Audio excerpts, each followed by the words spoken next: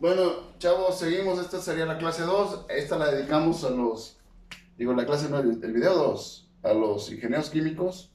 Y los industriales de todos modos la tienen que ver porque si no van a reprobar. Entonces vamos a hablar de la inercia rotacional. La inercia rotacional se refiere a la resistencia de un cuerpo a cambiar su estado de rotación. Es similar a la inercia lineal. Cuando tú hablabas de inercia lineal, era la resistencia de un cuerpo a cambiar su estado. Yo en la clase les puse unos ejemplos, por ejemplo, de alguien sentado en un camión, cuando el camión frenaba, cuando el camión arrancaba, y bueno, ahí ya hablábamos de inercia, es decir, la resistencia de un cuerpo a cambiar su estado. La inercia rotacional es lo mismo, pero al rotar, es decir, la resistencia de un cuerpo a empezar a rotar o a detenerse ya que está rotando. Si yo tengo un eje coordenado XY y tengo una distancia R y en la distancia R tengo una masa puntual, es decir, una masa representada en un solo punto.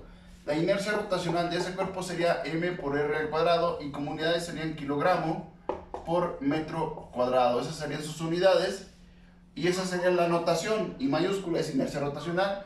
Para masa puntual sería m por r al cuadrado. Pero ¿qué pasará si yo aquí tuviera otra masa? Este sería masa 2, masa 1 a una distancia r.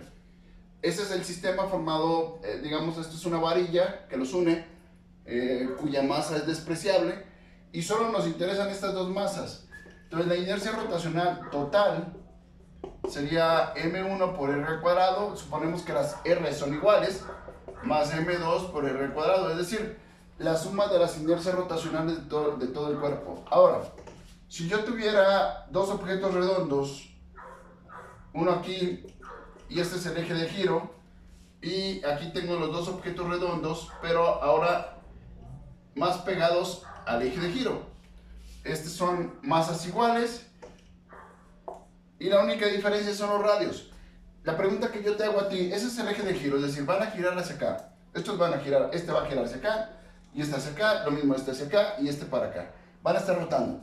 La pregunta que yo te hago es, si los dos están girando, ¿cuál sería más fácil de tenerlo?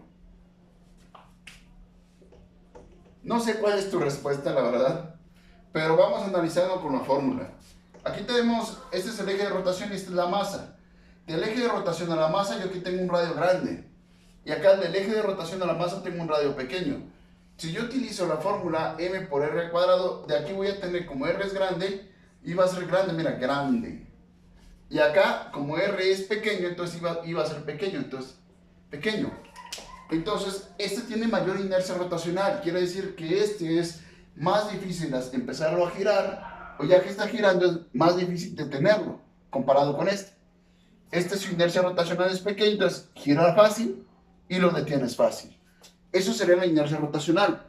Pero, ¿qué pasará? Esto que yo les mostré es para masas puntuales.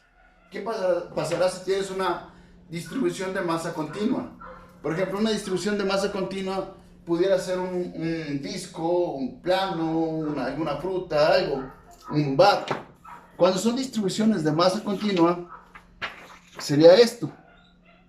Tengo una varilla con eje en el centro, entonces esta sería mi fórmula de inercia rotacional para una varilla de distribución de masa continua. Cuando tienes el eje a un lado, el eje en medio y el eje al otro lado. Aquí lo puedes ver.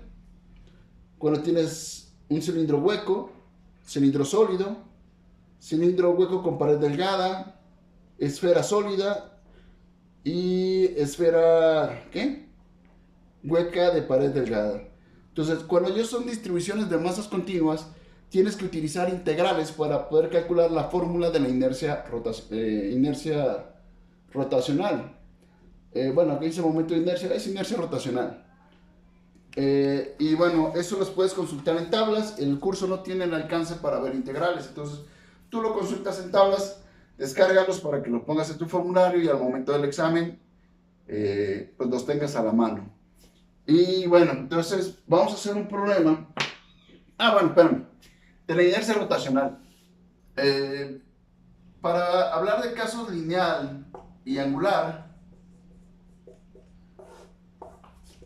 tienen su equivalencia uno con el otro. Por ejemplo, cuando nosotros hablábamos de un caso lineal de un desplazamiento, denotamos X. Cuando hablamos de un caso angular de un giro, el desplazamiento era con un ángulo, teta. Para un caso lineal, la velocidad la denotaste con v. Para un caso angular, su equivalente sería omega, es decir, velocidad angular. Para un caso lineal, la aceleración tú la denotaste con a. Para un caso angular, su equivalente sería alfa, aceleración angular. Para un caso lineal, la inercia tú la relacionaste con la masa. Para un caso angular, la inercia rotacional la relacionaste con I, es decir, es su equivalente, la I. Ahora, no nada más queda ahí. En un caso lineal, la energía cinética era un medio de la masa por velocidad al cuadrado. Pero vamos hablando de un caso angular. La energía cinética es un medio, pero su equivalente al angular sería, en vez de masa, es inercia rotacional. Y en vez de velocidad es velocidad angular. Entonces sería velocidad angular al cuadrado. Esta sería tu fórmula para la energía cinética rotacional. Nuevamente aplicamos la puerquiña, es decir, solo fue analogías. No tengo tiempo para hacer la deducción correcta. Te sugiero que me creas. Confía en mí. La confianza es importante para que esto funcione. Entonces ahí lo tienes. Nos queda solo hacer un problema. Entonces ya voy a borrar todo esto. Y voy a pegar el problema. Y lo voy a resolver para que veas tú cómo se resuelve. Y ya el problema dice lo siguiente. Ya puedes hacer la tarea. El volante de un motor de gasolina debe ceder 500 joules de energía cinética cuando su velocidad angular se reduce de 650 revoluciones por minuto a 520 revoluciones por minuto. ¿Qué momento de inercia se requiere para lograr esto? Ahí está el problema. El problema está diciendo que está cediendo y es un cambio de energía cinética. Es decir, delta K son 500 joules. Es decir, el cambio de energía cinética son 500 joules. Pero si te dice que está cediendo, quiere decir que deben ser negativos. Eso indica que lo cedió.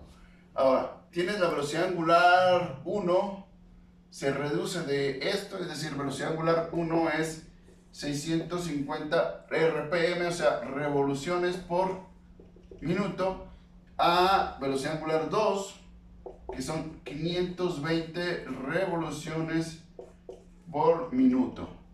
¿Qué momento de inercia se requiere para lograrlo? Es decir, te pregunta ahí.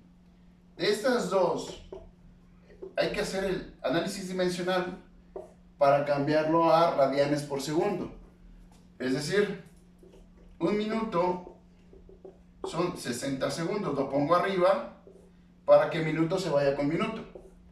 Una revolución, pongo abajo para que revolución que está arriba se vaya con revolución que está abajo. Es 2 pi radianes. Y ya pondré aquí mi resultado. Acá es lo mismo. Un minuto son 60 segundos.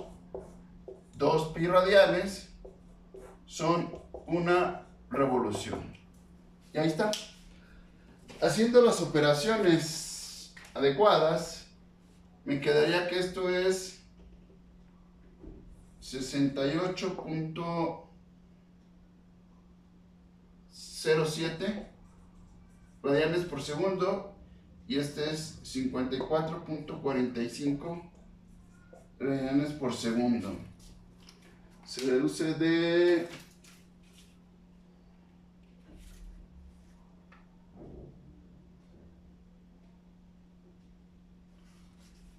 bueno, este quedaría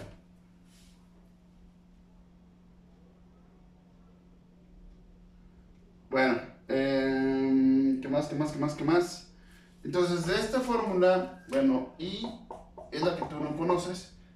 Delta K es igual a un medio de I por omega 2 al cuadrado menos un medio de I por omega 1 al cuadrado. Despejas omega, digo omega no, I, y el despeje te tiene que quedar de la siguiente manera. Delta K sobre omega 2 al cuadrado entre 2 menos omega 1 al cuadrado sobre 2. Picándole a tu calculadora, esto te da 0.6 kilogramo por metro cuadrado. Esta sería tu respuesta correcta. Yo ya lo resolví, por eso me sé la respuesta. Y bueno, entonces con eso pues yo ya te puedo dejar tarea. Nos faltaría una clase más. Aquí le paramos con esto, que sería inercia rotacional y la energía cinética de rotación. Y nos falta una clase más.